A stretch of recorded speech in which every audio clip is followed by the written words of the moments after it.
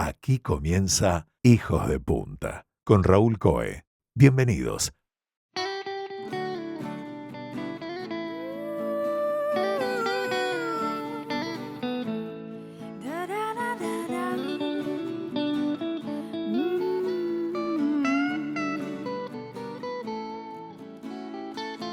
Hoy vamos a conversar con una persona bien interesante, músico, periodista, creador audiovisual, conductor radial, humorista y además divulgador científico. Una persona con intereses muy diversos y sobre todo con muchas ganas de activar la curiosidad en los demás. Vamos a hablar de divulgación científica en el mundo de hoy.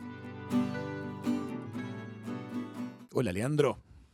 Hola Raúl, ¿cómo estás? Un placer estar en comunicación contigo y con toda tu gente. Muchas gracias. Leandro es Leandro Lagos, cantante, guitarrista de la banda de Supersónicos, director de cortos, guionista de programas de humor, autor de libros de divulgación científica, autor de la sección de ciencia de uno de los diarios más importantes de nuestro país. Gracias por estar con nosotros.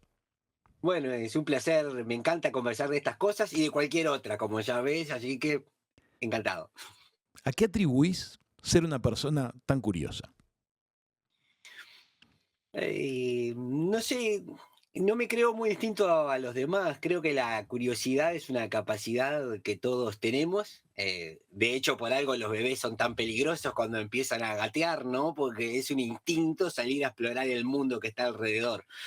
Yo creo que después la trayectoria personal de cada uno hace que sea recompensado en esa exploración o sea castigado en esa exploración, o a veces directamente no tenemos tiempo o estímulos o recursos, ¿no? Porque tampoco hay que vivir en un mundo ideal. Ujú. Yo que sé, en mi casa, por ejemplo, siempre hubo bibliotecas con libros que me transportaban a otros lugares, se ampliaba mi mundo, ¿no? Pero ya incluso antes de leer, ¿no? Había unas enciclopedias negras que todavía conservo hasta el día de hoy, que cada tomo pesaba cuando era niño como que pesaban 30 kilos para mí. Hoy siguen siendo pesadas, deben pesar 1,5 kilos cada una, pero eran 4 tomos, uno era de geología, dos de fauna y otro de plantas. Y Ujú. yo tengo un recuerdo antes de empezar a leer de hojear las fotografías, eran en blanco y negro, pero para mí eso era, no sé, capaz que como para un gurí hoy entrar a TikTok, no sé, era la puerta a mundos fantásticos. Y bueno, como estaba en la biblioteca, la curiosidad se veía recompensada.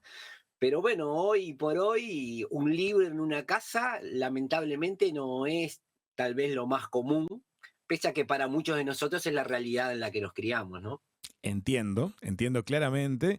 Como bien decís, estuvieron esos estímulos, estuvieron las recompensas y no los castigos oportunamente.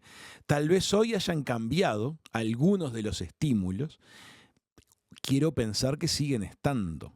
¿Qué es lo que crees al respecto? ¿Cómo lo ves vos? Bueno, más allá de que siempre hay agoreros que hablan en contra de la tecnología, o más allá que a veces el uso que se promueve de esas tecnologías no necesariamente es el más positivo o lo que fuera, es cierto que vivimos en un mundo donde esas posibilidades están. Hay bibliotecas, por ejemplo, hay una biblioteca, creo que está dentro del Plan Ceibal, donde uno puede consultar miles de libros sin necesidad de pagar un peso, ¿no? Ujú. Pero bueno, tal vez eso no es lo que tenga más publicidad, pero la posibilidad está. Incluso en nuestro mundo antiguo, ¿no? Si, debe haber veteranos que cuando yo digo mundo antiguo debe decirme, pará, y este pibe que me deja a mí. Claro. Pero aún en nuestro mundo antiguo, recordemos que en el mundo del libro, la mayoría de los libros que había no eran esas enciclopedias que te digo, ¿no? Había novelas del corazón de Corín Tellado, ¿no? Por cada 40.000 libros, digamos, que promovían algo que hoy podemos decir que están superfluo, como muchas cosas que hay en las redes, había esos otros libros interesantes. Entonces, simplemente cambian las formas, o como hay una frase célebre, cambian las tecnologías, pero el ser humano sigue siendo el mismo. Ujú. Y la curiosidad se puede despertar incluso con una novela superficial de Corín Tellado, ¿no? Basta Ujú. que se mencione, no sé, no recuerdo el Sí, argumento de que una se novela de Corín Tellado. formulen las preguntas adecuadas. Sí, o simplemente que la acción se desarrolle en Madagascar para que si alguien tiene curiosidad, diga, ¿y Madagascar dónde queda? Y a Claro. partir de ahí empezás a meterte en una vorágine. Por lo general, una pregunta linda te lleva a más preguntas lindas. La gente está como muy acostumbrada a pensar que el objetivo de una pregunta es la respuesta, Y yo lo que he aprendido conversando con investigadoras, con investigadores, es que en realidad una linda pregunta lo que provoca es una catarata de más preguntas. Y la respuesta es algo circunstancial, que podés llegar o no podés llegar, pero la curiosidad es la capacidad de preguntarse. Y además, si nos dejamos guiar por el método científico, las respuestas pueden ser todas coyunturales, porque podría aparecer algo que demuestre explicar mejor la pregunta. Ha pasado un sinnúmero de veces desde, bueno, antes había gente que se dedicaba a la astronomía y que sostenía que la Tierra era el centro del sistema solar o incluso del universo, muy influida por ciertas visiones religiosas y todo eso. Y bueno, y a lo largo del tiempo eso ha ido cambiando. Pero incluso lo vimos en tiempo real, por ejemplo, cuando empezó la pandemia, ¿no? Que una semana se decía que las gotículas contagiaban si quedaban, por ejemplo, adheridas a superficies como el papel o el cartón.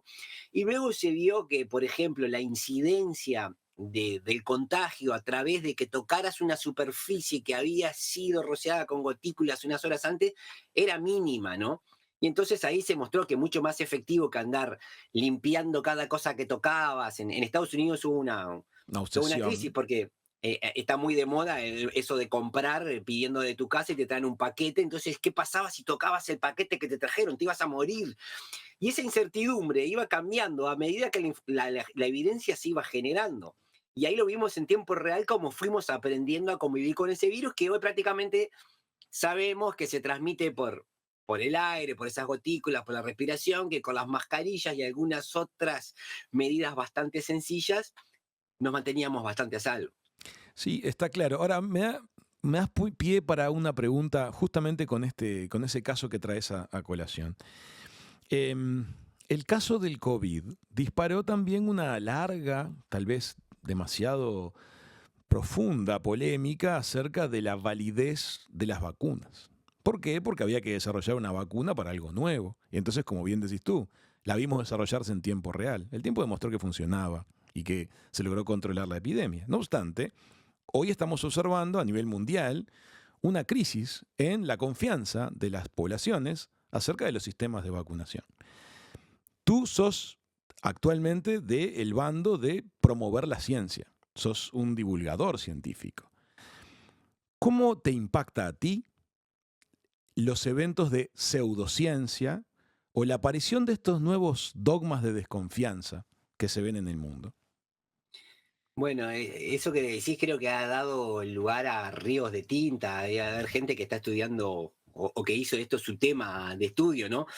Eh, Recordemos, el movimiento antivacunas ya estaba desplegado, digamos, antes de la emergencia de la COVID-19. Ujú. Había gente que ya estaba optando no vacunar a sus hijos porque se decían con evidencia muy mal intencionada o muy mal entendida de que algunas vacunas causaban autismo o determinada serie de problemas. Ujú. La pandemia, así como exacerbó muchos problemas en la sociedad, exacerbó también esas ideas un poco conspiranoicas. Ahora, eh, dicho esto, y creo que sí que hay personas que obraron con cierta maledicencia en todo esto, o sea, personas que sabiendo aún que las vacunas son seguras, como obtenían algún beneficio, como postularse como agoreros de otras cosas, impartieron sí noticias que a sabiendas sabían que eran falsas.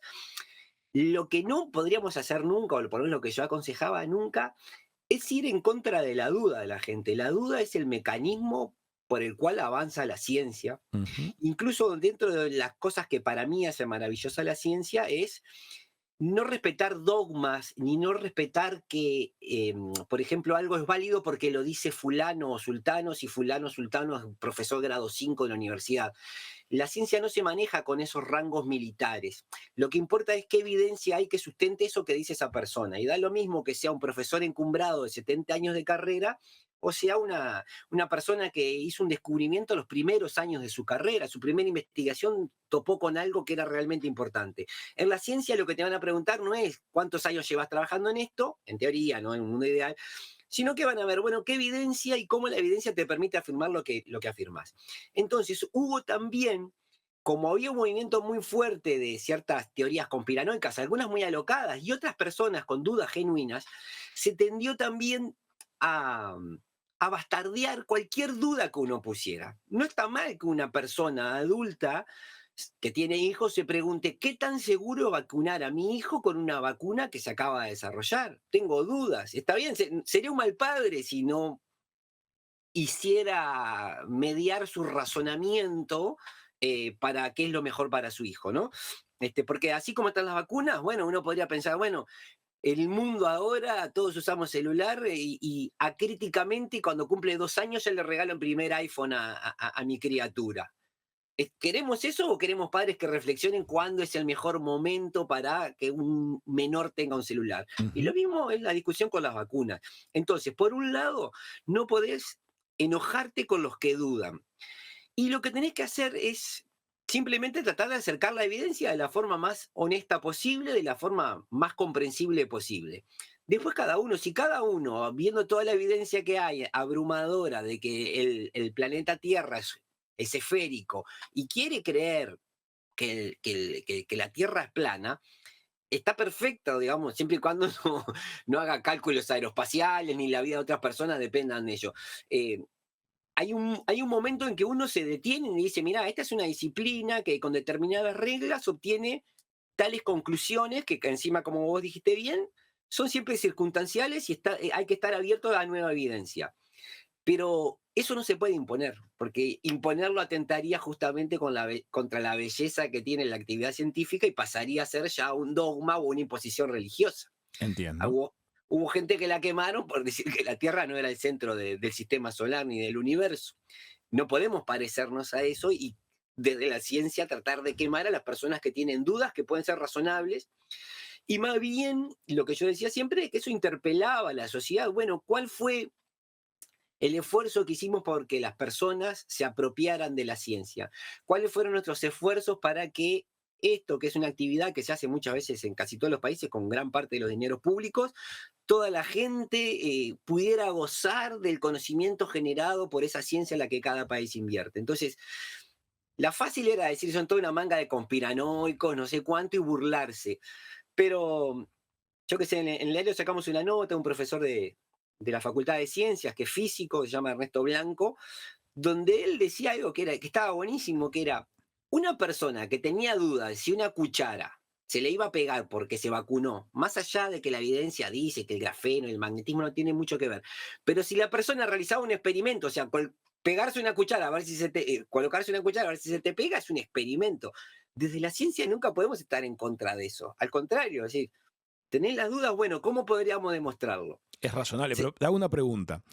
Estamos analizando en este caso la vacuna de COVID, que se acababa Ujú. básicamente de desarrollar y las dudas que estás planteando tú como razonables y válidas eran sensatas. Podía aceptarse plenamente que hubiera quien tuviese esas dudas. Ahora bien, se ha vuelto algo extensivo a otras vacunas sobre otros microorganismos que ya está demostrado científicamente que sí funcionan, pero todas han quedado en el marco de la duda. ¿Cómo encaras ese caso? bueno, lo que pasa es que, como te digo, la evidencia es abrumadora. O sea, hay enfermedades que desaparecieron del Uruguay por años consecutivos de vacunación masiva. Uruguay, entre otras cosas por las cuales no le fue tan mal en la pandemia, fue porque tenemos un sistema de vacunación que abarca a toda la población con vacunatorios en todo el país y eso nos Ujú, permitió en este momento salir mejor que otros países que tuvieron que ponerse a implementar eso. claro.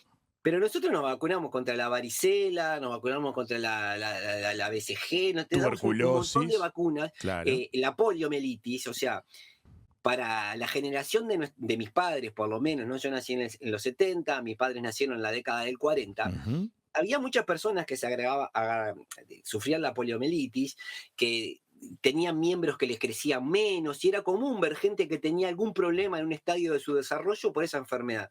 Hoy eso es insólito que pase. Sí, pero porque hubo un consenso de que no era válido más seguir discutiendo la no validez de las vacunas contra esas enfermedades. Claro, hay un momento en que uno tiene que dialogar y tratar de convencer, pero también hay un momento que uno tiene que tomar decisiones. Ujú. Y esto es medio controvertido con una de las máximas del periodismo, ¿no? Que tiene que ser ecuánime y siempre mostrar todas las campanas. Bueno, hay temas que no hay dos campanas, o para empezar siempre son muchas las campanas, pero hay una campana que es gigantesca y es la que cree y sostiene la evidencia de miles y miles de personas alrededor del mundo, y después hay un grupo de 20 personas que tiene una pequeña campanita. Pero como dije, no podemos aplicar un sesgo de autoridad o de cantidad en este caso. Capaz que esas pocas personas están en lo cierto y muchas están equivocadas. El asunto es que, ya te digo, tenés evidencia, hay enfermedades que fueron erradicadas por campañas de vacunación. Uruguay, un país que no tiene campañas de vacunación masivas como Uruguay, que diga que las vacunas del autismo puede ser, pero en Uruguay, que casi toda la población se vacuna antes de los 6 años, ya tiene su primera vacuna, las tasas de autismo tendrían que ser muchísimo más elevadas que en países que no. Hay muchas formas de desandar eso, como hay muchísimas formas de demostrar que la Tierra es redonda, ¿no? Hoy por hoy, en la época que eso era un problema de verdad, no había aviones. Hoy por hoy basta subirse a un avión y ya prácticamente ves la curvatura de Claro. la Tierra. Y si no, si tenés un poco más de plata, haces un vuelo espacial, que ahora hay turismo Es espacial, y lo verdad. ves con tus propios ojos y no tenés por qué creerle ni a Yuri Gagarin, ni a Buzz Aldrin, y los pocos astronautas que Que lo hasta hayan hace poco eran visto. los únicos que habían salido del planeta. Eh, pero hubo un momento que eso había que hacerlo con matemática. Hubo gente que midió la longitud de una sombra proyectada por un objeto a distintas latitudes y por qué al mediodía la sombra en Egipto era más larga que la sombra en Grecia.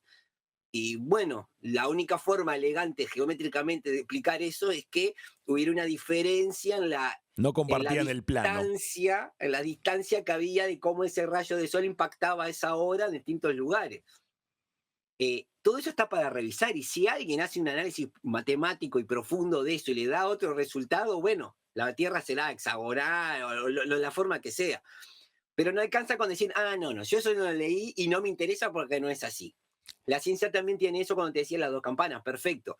Me acuerdo, hubo gente de estos grupos antivacunas, bastante radicalizados, que proponían, pero ¿por qué no se animan a debatir los miembros del GACH con nosotros o las autoridades de salud pública?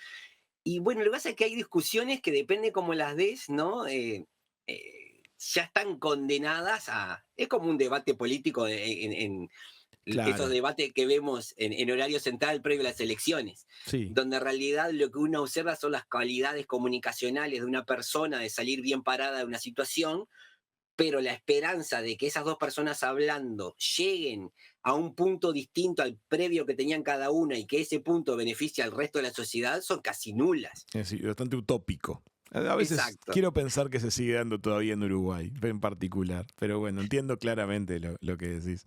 Y además hay una cosa que sí, evidentemente pasó a raíz de la pandemia. Ahora ya hace bastante tiempo de eso, pero evidentemente, y tú lo has descubierto con la publicación de tu libro, hay una avidez actualmente por piezas comunicacionales dedicadas al tema de ciencia.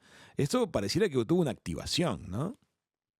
Bueno, la pandemia sirvió para poner evidencia de por qué es bueno que un país tenga, no sé, 500, 1000, 1500, 3000 personas que trabajan en laboratorios y que cuando viene un virus nuevo puedan hacer análisis PCR para detectar si tenés una carga viral. Entonces, uno podría preguntarse, pero la ciencia es un lujo, ¿para qué sirve? No sé cuánto. Bueno, la pandemia nos demostró en eso y en muchísimos otros casos para qué sirve la ciencia. Claro que sí. Pero después yo creo que a nivel de los medios y de la oferta que uno puede tener de los productos culturales, podríamos llamarle, hay como cierto déficit de productos que cuenten sobre estas cosas. Y por lo menos es una experiencia muy sesgada, ¿no? No podría hacer una afirmación científica al respecto porque mi experiencia personal no es suficiente como para decir que el resto del mundo pasa eso, pero eh, como yo siento que hay ese déficit, lo que uno nota es que hay una gran avidez. Tal vez no de parte de todo el público, pero esto siempre lo aclaro, ¿no? Es imposible pensar que a todas las personas nos interesa la sección de deportes de un diario de la misma manera.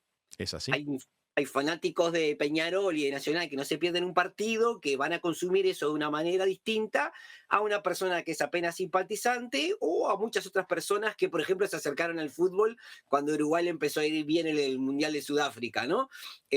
Y son fanáticos de la selección, pero después se fue el campeonato uruguayo, no lo miran. Sí, sí. Y, no diríamos que uno está equivocado y otro está acertado. Y lo mismo pasa con el goce o el disfrute de la ciencia. Para mí la ciencia, antes que nada, es una actividad cultural. Es como un lindo trabajo de divulgación de ciencia provoca tanto placer como, para mí por lo menos, como una linda novela, una linda obra de teatro, una linda película, ¿no? Ujú. Primero regocijo lo que Sí, da sí. Hay ver un que estás entretenimiento entendiendo genuino algo. cuando uno aprende.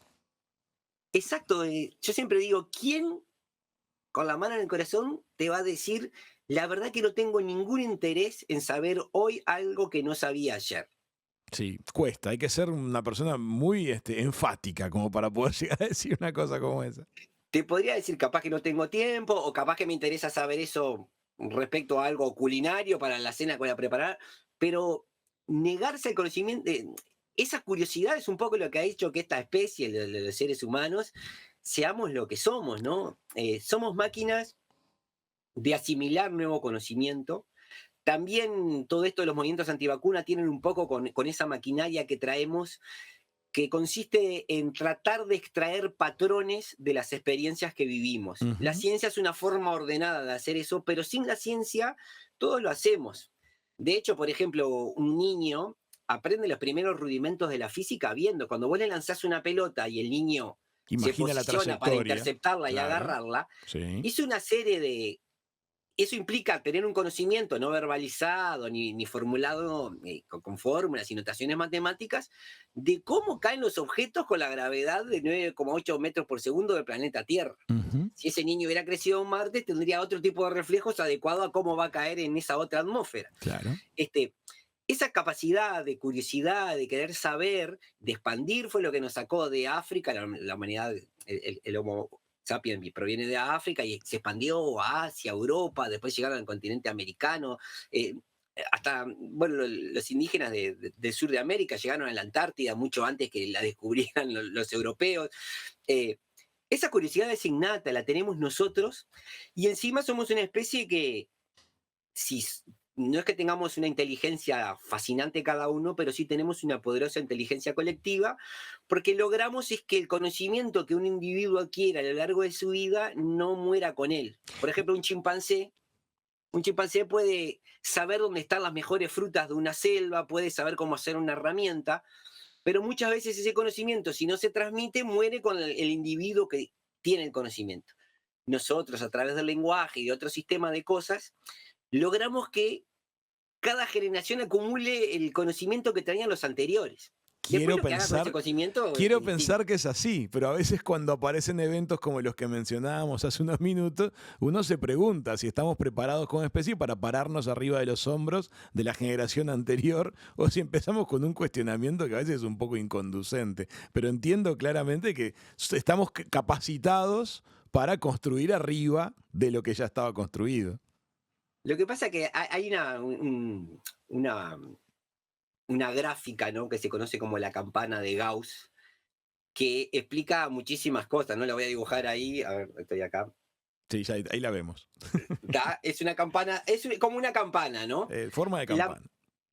esa campana que grafica que, bueno, hacia los extremos la cantidad de casos que vas a encontrar en casi cualquier fenómeno es menor que los que están bajo la gran curva, la cresta de la campana, que es donde está la mayoría de la población. Ujú. La mayoría de las personas somos curiosas, nos regocijamos con el conocimiento y aprovechamos en la medida que podemos ese conocimiento, pero eso no quita que haya personas en los extremos que niegan o que tal vez por mecanismos que todos conocemos, se siente bien yendo contra la corriente o ganan una notoriedad que no ganarían estando en el medio de la campana donde está la mayoría. ¿Tá? Entiendo.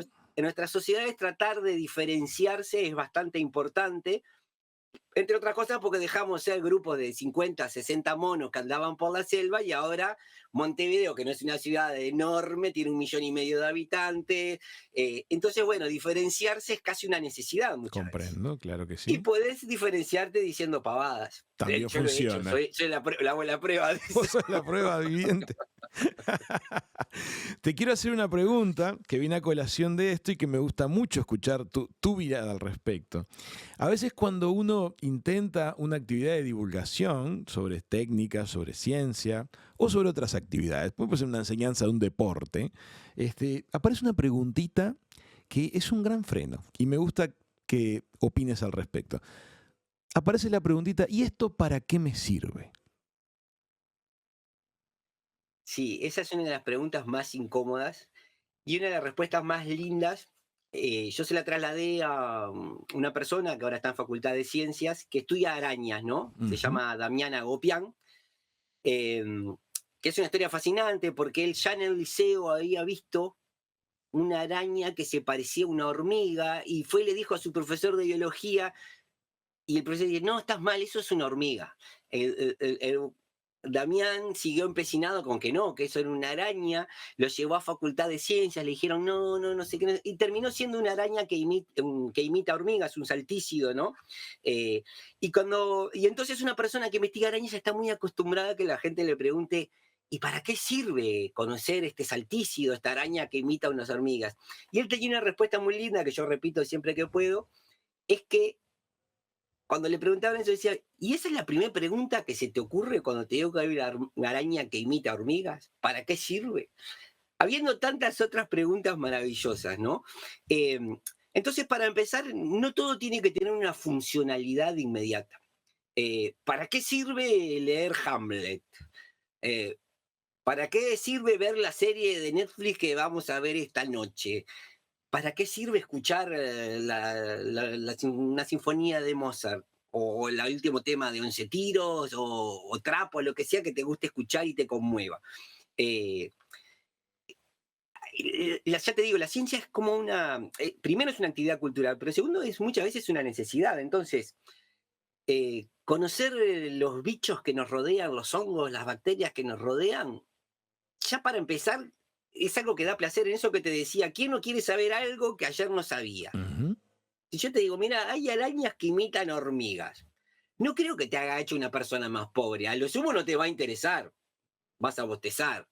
Pero podés preguntar, y bueno, ¿y por qué imita una ¿Por hormiga? qué lo hace? ¿Qué gana con Bueno, ello? ¿Por claro, qué? lo que pasa es que mirá, las hormigas tienen sustancias muy venenosas, entonces cuando sos una araña chiquita, que la hormiga piense que sos una de ellas, puede ser la diferencia entre vivir y morir. Sí, Este, para ella seguramente es un tema de enorme importancia. Claro, entonces, bueno, pensá en el Uruguay hoy hay mucha inseguridad, bueno, tal vez en el futuro muchos de nosotros desarrollemos técnicas para parecernos a delincuentes y salir más tranquilos a la calle, no Tal, sé. bueno, sí, entiendo lo que era buena esa. La apariencia delictiva como modo de defensa ante una sociedad extremadamente peligrosa. Un Este, camuflaje no sé, la urbano. pregunta para qué sirve, ¿Para qué nunca, sirve? Tiene que ser un disparador, no una crítica. En realidad el funcionalismo hace mal. No sabemos nunca dónde vendrá después la conexión mágica, si es que viene. Pero mientras tanto estemos preparados y cargados con mucha información. exacto, o sea, después lo que hagas con esa información ya es otro tema, ¿no? Sí, puede ser hasta el Tal vez, azar. tal vez esta especie de araña, ha pasado incontables veces, ¿no? Que alguien se acercó porque se parecía a una hormiga, resulta que justo tiene un veneno que no, para nosotros no es demasiado tóxico, pero que ese veneno es fundamental para tratar determinado tipo de progresión cancerígena. Listo, entonces la empezaste a ver porque se parecía a una hormiga y tiene una aplicación, una terapia para el cáncer. Eso sí, te buscas una funcionalidad. Pero en el camino nos fascinamos con lo lindo Claro. que es este planeta, lo intrincado que es. Y Leandro, ¿Cómo tú es? fíjate, no sería para nada la primera vez en la historia que satisfacer una curiosidad que parecía inconducente lleva a cosas enormes. Por ejemplo, fue una casualidad que se disparara una colonia de un hongo de una cápsula de Petri y nacieron los antibióticos. Pero bueno, alguien tuvo la capacidad de decir, ¿qué está pasando acá? Exacto. Y entonces eso, ¿para qué sirve? Y lo principal para lo que sirve todas esas cosas son para mantener activa tu curiosidad y tratar de ver qué relación hay entre los hechos que parecen aislados pero que están conectados del mundo que te rodea. Poner a prueba esa capacidad es la principal utilidad, si se quiere, que tiene cualquier ciencia. sea mirando cómo funciona un hongo, una pequeña araña, mirando el firmamento, las estrellas. Alguien podría decir, pero ¿y para qué sirve observar estrellas que la luz salió de allá hace miles de años y capaz que ahora cuando la vemos ya no están? Bu- Bueno, justamente para saber Hacernos qué esas tan lejos están preguntas. esas cosas. O sea, si, volviendo a lo que hablábamos al principio, si te das cuenta que el valor no está en la respuesta, sino en la capacidad de hacerse preguntas, el para qué sirve ya está totalmente justificado. Leandro, hace poco tiempo has publicado un libro acerca de dinosaurios en Uruguay. Exacto, sí, se llama Uruguay y otra fauna fósil del Uruguay. Em, a mí, digo, más allá de que me gusta toda la ciencia, realicé un programa de televisión que se llamó Paleodetectives, Ujú. donde abarcábamos un poco la paleontología y estaba muy enfocado a niñas y a niños y adolescentes, digamos.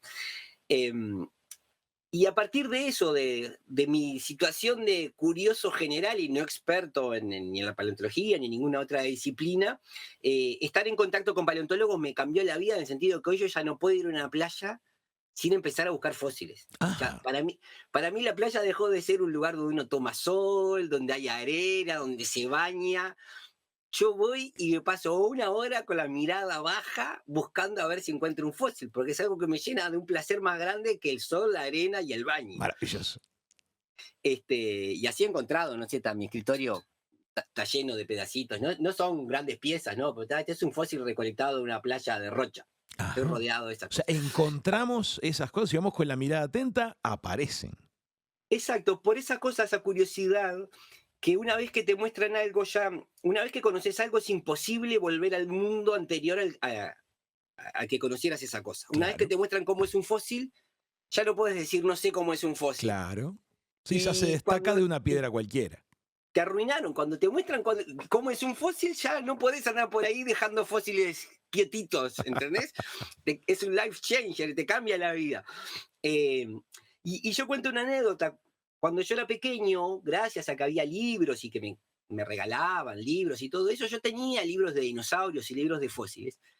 Pero yo que era un niño chambón y ahora soy un adulto chambón, eh, no sé por qué me había hecho la idea que como esos libros eran españoles, fósiles no había en Sudamérica, era algo que había solo en Europa. Comprendo, mirá vos la mente del niño, claro.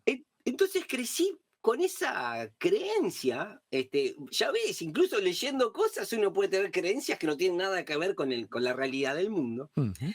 Y en eso, si se quiere, incidió haber pasado por toda la escuela y por todo el liceo, sin que nadie nunca me hablara de fósiles del Uruguay o de la fauna extinta del Uruguay. Y yo me vine a desayunar de eso bastante grandecito. Y ya te digo, cuando yo me enteré de eso, es como que el niño que estaba en mí dijo, pero ¿y por qué nadie me dijo esto antes? Claro. Y lo cierto es que en Uruguay se han encontrado fósiles de dinosaurios, por lo menos de 5 o 6 especies de dinosaurios, entre huellas, huevos, dientes, vértebras. Se han encontrado restos de animales que son increíbles. Yo qué sé, cuando uno te decía tigre dientes de sable, vos pensabas en Estados Unidos o Es películas como La Era verdad. del Hielo, Sí, sí, sí. pero en Uruguay había no solo una especie, había 2 especies de tigre dientes de sable. Y encima, en entrevistas que he hecho a los paleontólogos y las paleontólogas, el cráneo de tigre dientes de sable de la especie Smilodon, que es el que estaba en Estados Unidos, el espécimen más grande conocido ahora, según los cálculos que tenemos, es un ejemplar del que solo apareció un cráneo en una playa de Colonia. Ajá.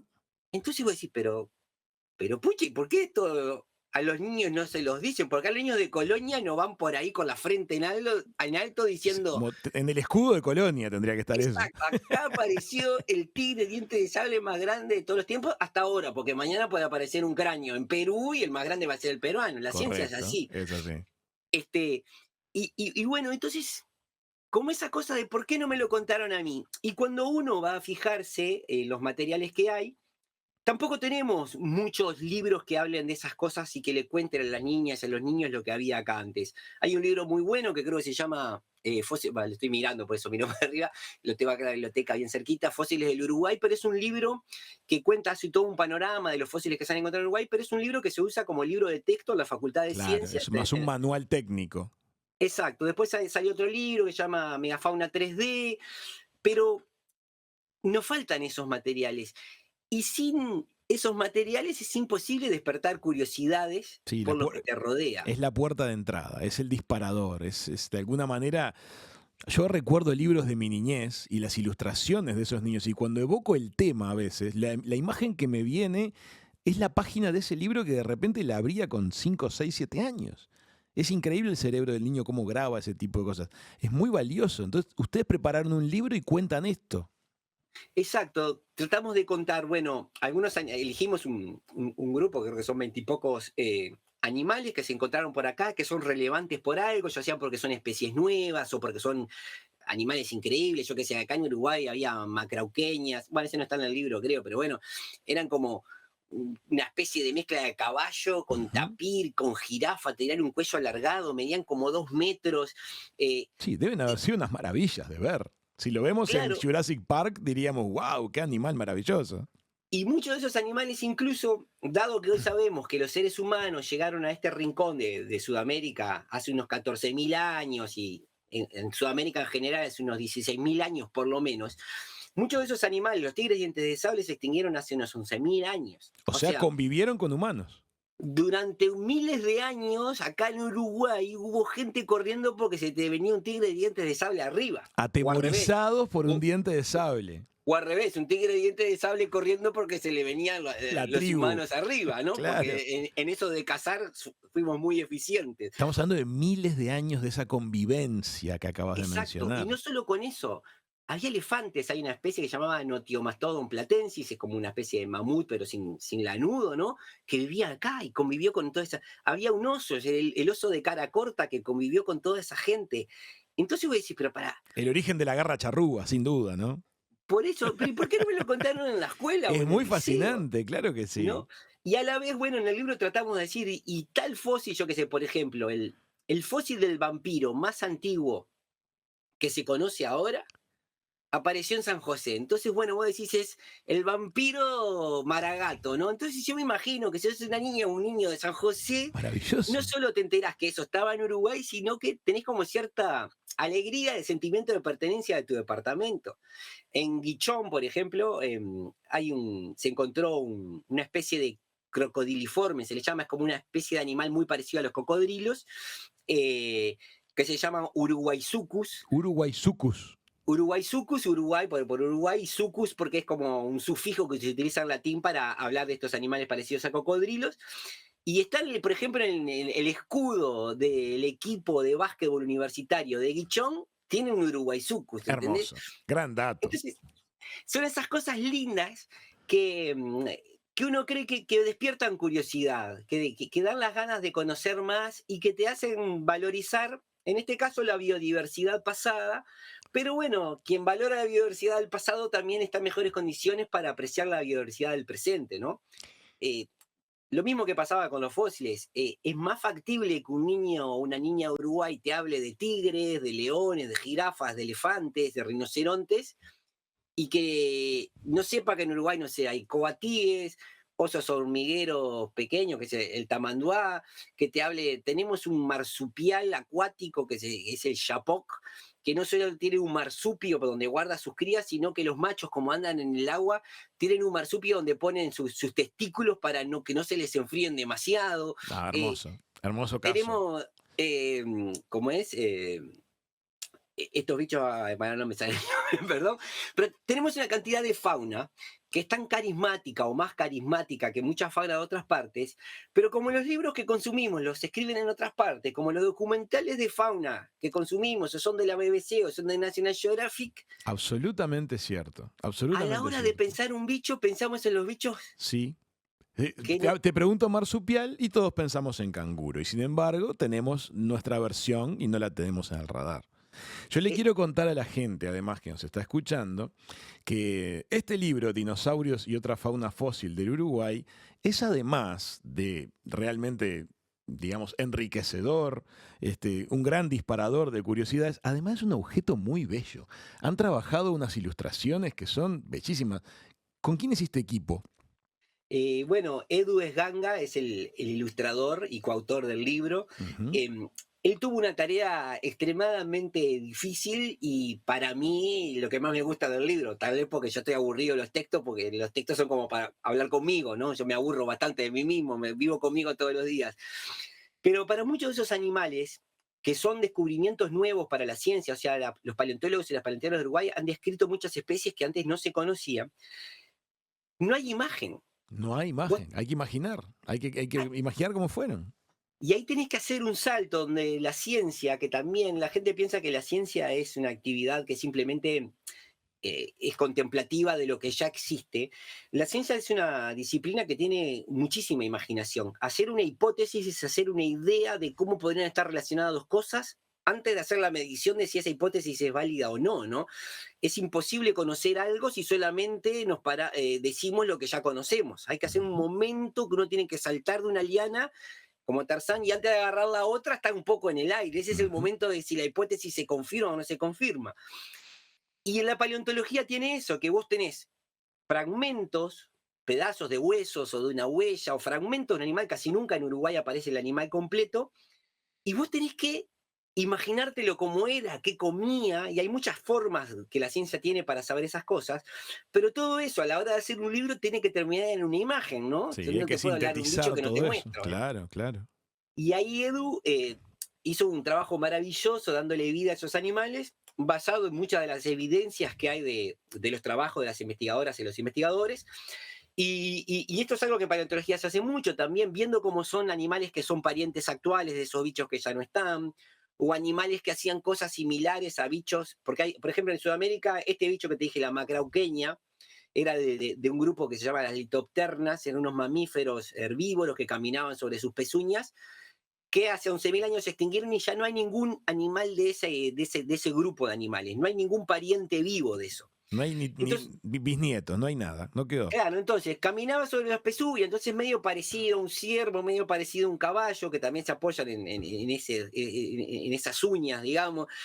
Tenía ciertas cosas parecidas a un camello, y vos tenés que hacer todo como una composición de imagen y basado en los huesos En que los sí datos que tenés, hay, claro. los datos que hay, el ambiente en el que vivía, como para hacer una recreación.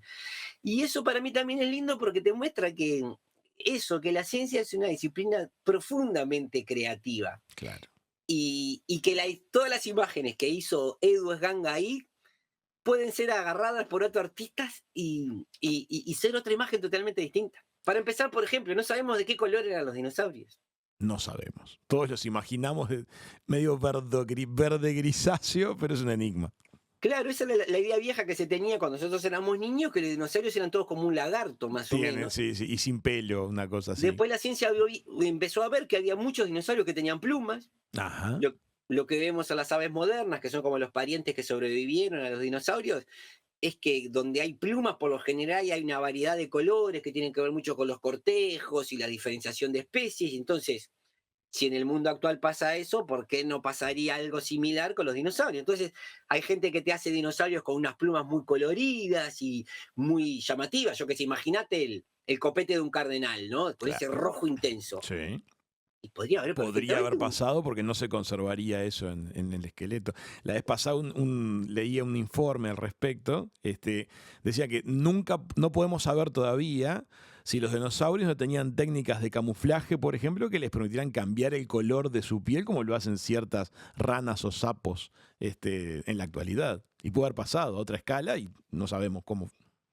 perfectamente podría ser que un grupo de dinosaurios tuviera esa capacidad de cambiar los pigmentos de su piel, que también lo hacen los pulpos, para que veas que ¿Verdad? Claro. es una solución que cuando se desarrollan cosas que son parecidas se llama de convergencia evolutiva, como por ejemplo los murciélagos desarrollaron alas para volar y separado en otra línea no relacionada, las aves llegaron a una misma solución, ¿no? Que con unas alas las agitas, generas una fuerza de sustentación, eh, pero esos animales no están emparentados entre sí, las aves no vienen de los murciélagos ni los murciélagos de las aves. Ujú. Entonces, perfectamente podría ser que un dinosaurio hubiera desarrollado una técnica de camuflaje Claro, perfectamente. para cazar o para evitar ser cazado, cualquiera de las dos opciones que son mecanismos que se utilizan hoy.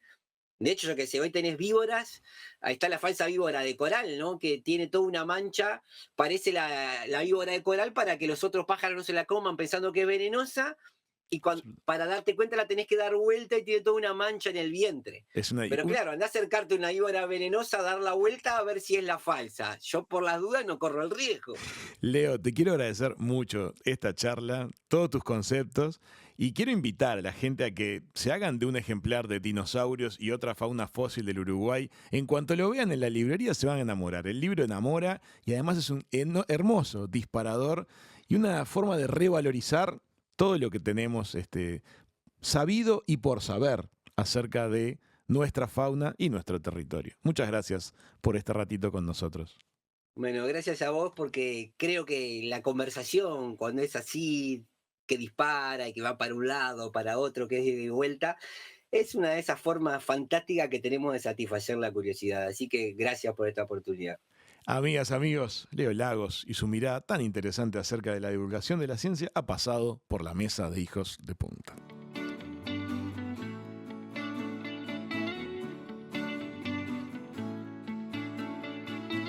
Esto fue Hijos de Punta. Raúl Coe, todos sus invitados y una muy buena charla.